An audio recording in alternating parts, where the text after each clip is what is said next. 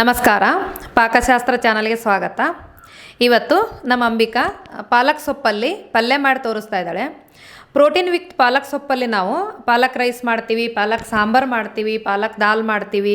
ಆದರೆ ಪಾಲಕ್ ಬರೀ ಸೊಪ್ಪನ್ನೇ ಬಳಸ್ಕೊಂಡು ಪಲ್ಯ ಯಾವ ಥರ ಮಾಡೋದು ಅಂತ ನೋಡೋಣ. ಇದಕ್ಕೆ ಏನೇನು ತೊಗೊಂಡಿದ್ದೀವಿ ಸಾಮಗ್ರಿಗಳನ್ನಂತ ಮೊದಲು ಸಾಮಗ್ರಿಗಳನ್ನು ನೋಡ್ಕೊಂಡ್ಬಿಡೋಣ. ಆಮೇಲೆ ಪಲ್ಯ ಯಾವ ಥರ ಮಾಡ್ತಾಳೆ ನಮ್ಮ ಅಂಬಿಕಾ ಅಂತ ನೋಡೋಣ ಬನ್ನಿ.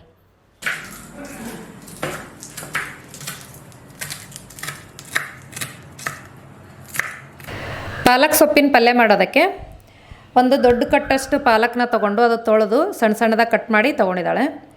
1 ಟೇಬಲ್ ಸ್ಪೂನಷ್ಟು ಕುಕ್ಕಿಂಗ್ ಆಯಿಲ್ ತೊಗೊಂಡಿದ್ದಾಳೆ. ಒಂದು ಈರುಳ್ಳಿನ ಸಣ್ಣದಾಗಿ ಕಟ್ ಮಾಡಿ ತೊಗೊಂಡಿದ್ದಾಳೆ.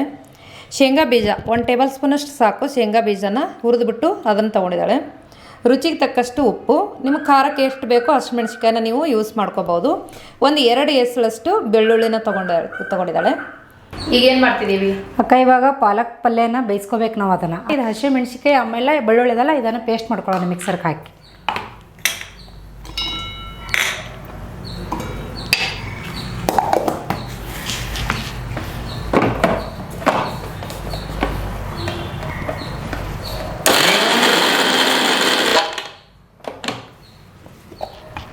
ಈ ಥರ ಆಗಿದೆ ನೋಡಕ್ಕ. ಈಗೇನು ಮಾಡ್ತಿದ್ದೀವಿ ಅಕ್ಕ? ಇವಾಗ ನೀರು ಕುದಿತಾ ಇದೆ. ಇದು ಪಾಲಕ್ ಏನು ಮಾಡ್ಬೇಕಪ್ಪ, ಒಂದು ಉಗ್ಗಿಯೊಳಗೆ ಹಾಕಿ ತೆಗಿಬೇಕಿತನ.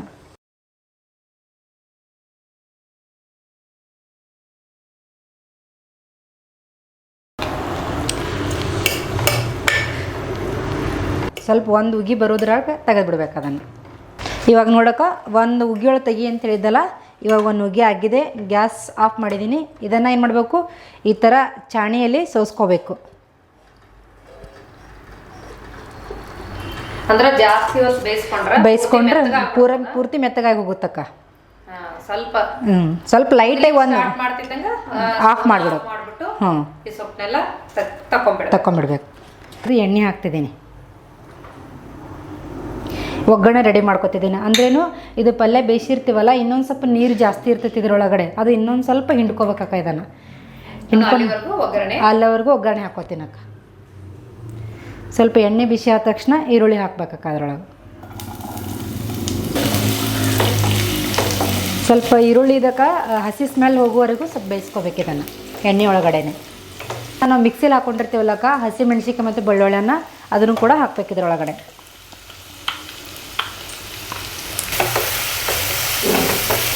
ಈ ಥರ ಸ್ವಲ್ಪ ಹಸಿಮೆಣಸಿನ್ಕಾಯಿ, ಬೆಳ್ಳುಳ್ಳಿ ಆಮೇಲೆ ಈರುಳ್ಳಿ ಎಲ್ಲ ಸ್ಮೆಲ್ ಹೋಗುವವರೆಗೂ ಸ್ವಲ್ಪ ಬೇಯಿಸ್ಕೋಬೇಕು ಎಣ್ಣೆಯಲ್ಲಿ.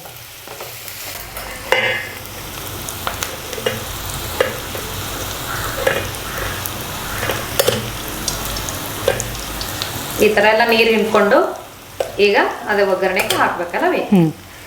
ಅಲ್ಲಿ ಒಗ್ಗರಣೆ ಎಲ್ಲ ರೆಡಿ ಆಗ್ಯದ. ಒಗ್ಗರಣೆಗೆ ಈ ಹಿಂಡಿಟ್ಕೊಂಡಿರೋ ಪಾಲಕ್ ಸೊಪ್ಪನ್ನ ಹಾಕಿದತ್ತಿದೆಲ್ಲ.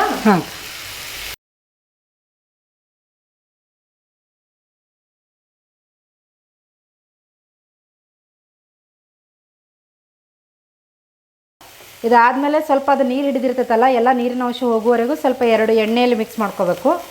ಅದಾದಮೇಲೆ ರುಚಿಗೆ ತಕ್ಕಷ್ಟು ಉಪ್ಪು. ಸ್ವಲ್ಪ ಉಪ್ಪು ಜಾಸ್ತಿ ತಿನ್ನೋರು ಇರ್ತಾರೆ, ಸ್ವಲ್ಪ ಉಪ್ಪು ಕಡಿಮೆ ತಿನ್ನೋರು ಇರ್ತಾರೆ. ನಿಮಗೆ ಎಷ್ಟು ಅಂದಾಜಾಗುತ್ತೆ ಅಷ್ಟು ತೊಗೋಬೋದಕ್ಕ.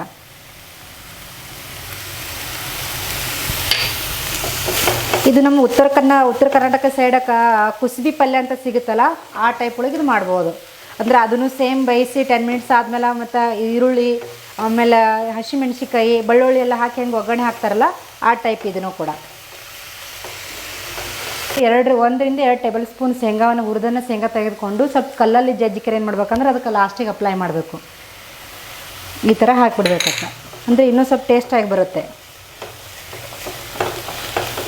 ಇದು ಎದ್ರ ಜೊತೆಗೆ ತಿನ್ಬೋದವಿ?